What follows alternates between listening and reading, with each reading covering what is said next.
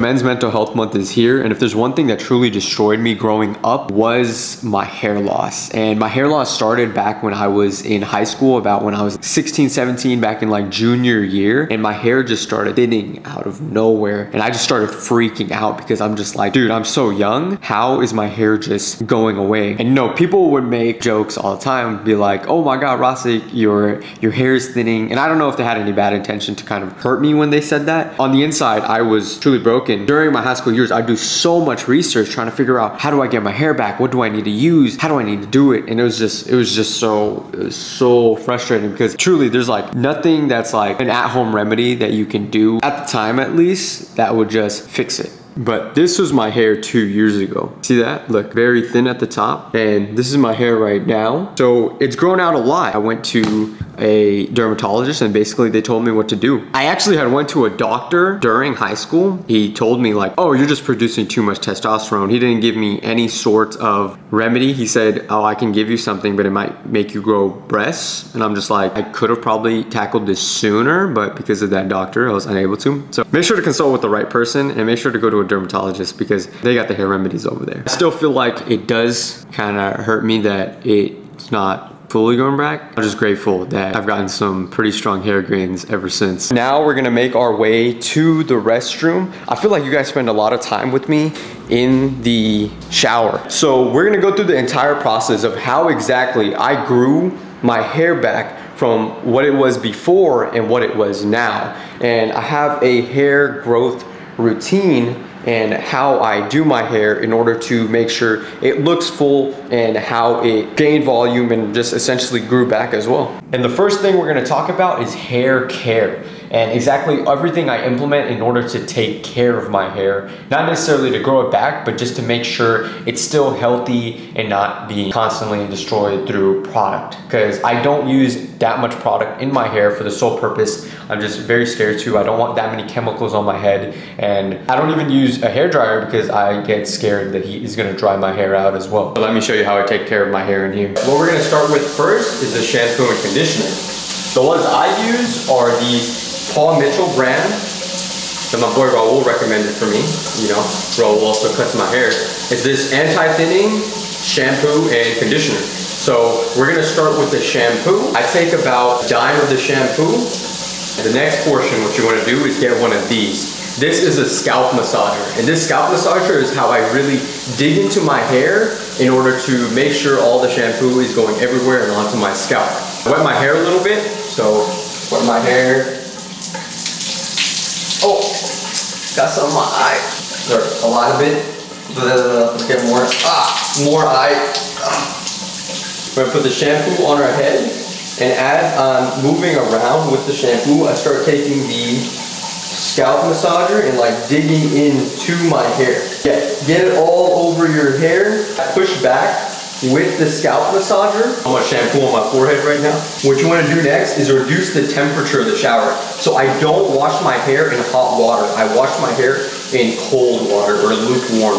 I take the back of my head with the water and I let it drag down as I'm pushing it back with the scalp massager. Then as soon as I get all the soap out, I turn around and I start pushing frontward. We take the conditioner, take a little amount, and what we do here is we'll take it and we'll rub it only around the hair. So I don't want to touch my scalp as I'm pushing it. I just want to get my hair. And same process, just push it back, slick it back. And once we have it slicked back, same process again, just like we did with the shampoo. You take it, lukewarm water or cold, and just let it wash down. Then that process is done about 2 to 3 times a week. Any other day that I don't use shampoo and conditioner, I do wash my hair, doing the same process with the whole slick back and then push forward and then slick back in the end and then heading out of the shower. Because you can see my hair is slicked back again, and we're gonna leave it for the remainder of this until I get dressed, and then I'm gonna make my hair. Don't wash your hair every single day with shampoo and conditioner because your hair needs the oils that your body produces. You don't wanna strip it and then completely dry your hair out with the shampoo and conditioner as well. I'm actually wearing more colors than just black now, so check out this coral. As I went through my entire hygiene and skincare routine and then I finally got ready, my hair was slicked back through the entire process. I still have my sister's hairbrush because I didn't buy one yet. We're gonna use this. You take the hair, since it is slicked back, but now it's pushing to the left, I go and take it and I push everything to the right. As I'm pushing it to the right, since my hair is being pushed forward, I want to cover my hairline, so I'm pushing this side down. Essentially a comb over in this direction, and then as I'm pushing it to be a comb over, I'm also pushing it down actively so it's covering this part too.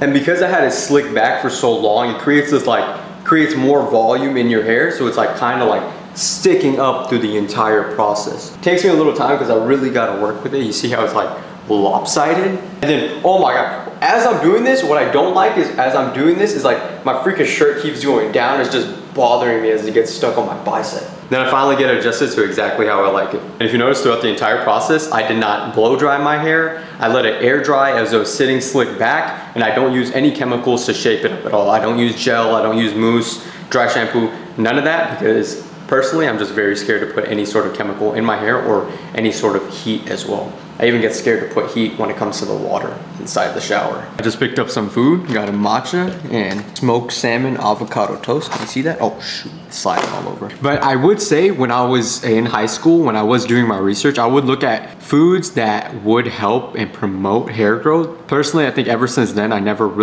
do watch my diet when it comes to the gym, but I never really focused on it for my hair. I can't really say anything in terms of diet to promote hair growth. My haircut is still fresh.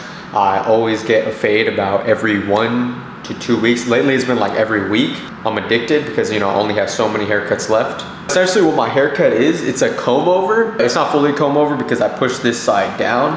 Raul tells me it's a comb over, mid drop fade, and no C cup. So if you want my hairstyle and you're thinning and everything and you want to cover it up and try to make it look more full, then yeah, that's it. Remember, comb over, mid-drop fade, no C-cup. Funny thing about hair loss is you're already stressed because you're losing hair, which causes more stress, and then you lose even more hair. So it's like you just keep going down, right? This is the important part. And these are all the medications I use that help me grow my hair back within the year that I was using them. And of course, these were all recommended to me by my dermatologist and prescribed. So we're gonna start with Nutrafol. These are men's vitamins. I'm not 100% sure if how much help this is providing, but I've used it ever since my dermatologist told me so. This is quite pricey, so I would say to start with the other two I'm about to share. But I'm about to refill this up. These pills are freaking huge, okay? Look at these freaking pills. My bottle is empty, so I'm refilling it up with the bag. Putting that all back in. And you have to eat four pills, grab some water. So I take my first prescription, which is called Finasteride, and it is a pill, 1 mg, that my dermatologist prescribed me. Really tiny. I will say I was told about the side effects from my dermatologist about Finasteride is known for about 10% of people to cause things like, okay, we're gonna get a little real here, so excuse what I'm saying, like ED such as erectile dysfunction and libido, so reduces your sexual desire. Personally, I'm not really trying to talk about this, but I've had no issue with any of the side effects that my dermatologist recommended. From what I've been told, people who do experience it usually cut off the Finasteride and then it usually comes back. That's from what I heard. I've had no issue with this, so I'm just gonna put that out there. And what Finasteride does is essentially, it reduces the amount of DHT that you are producing. Some people are gonna be like, oh, it reduces your testosterone. No, it helps to prevent converting the testosterone to the DHT, and then helps, because DHT is what blocks your hair from growing. Then we have the other prescription, which is known as Minoxidil, and you've probably heard it known as Rogaine. And what Minoxidil helps with is to help increase the blood flow on your head in order for your follicles to grow out as well. My dermatologist prescribed me a compound solution which includes like a 0.1 amount of Finasteride topical as well. So then all I do is take the dropper and just apply it on my head. We're gonna put that everywhere. Prescription size is supposed to be 6 drops, but sometimes, I get a little excited and put a little more, but hey, we still have plenty in the dropper than from what I pulled out. And as I'm putting it, I'm trying to dig it into my scalp. A lot of people don't understand, in order to massage your scalp, you don't just go on your hair and just go like this. What you're gonna do is you're gonna put your fingers in your scalp and go like that. Circle your scalp around, so you are also helping with the circulation of blood flow into your head. Helping the circulation of blood flow in your head is gonna help for your follicles, your hair follicles on your head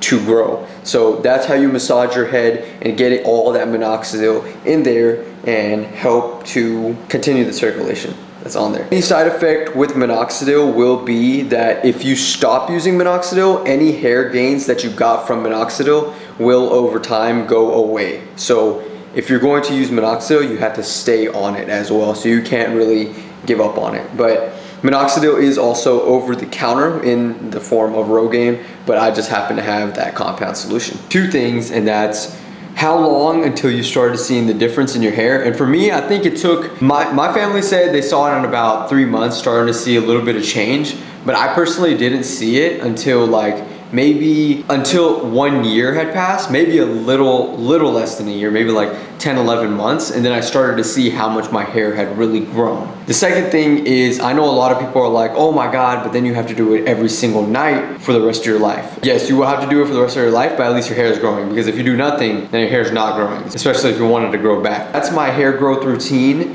in terms of the medication portion, and how it took about 1 year to grow my hair back from what it was before, like the thinning picture that I showed you. Thinning picture of my hair. Now you see it, how much it has grown back.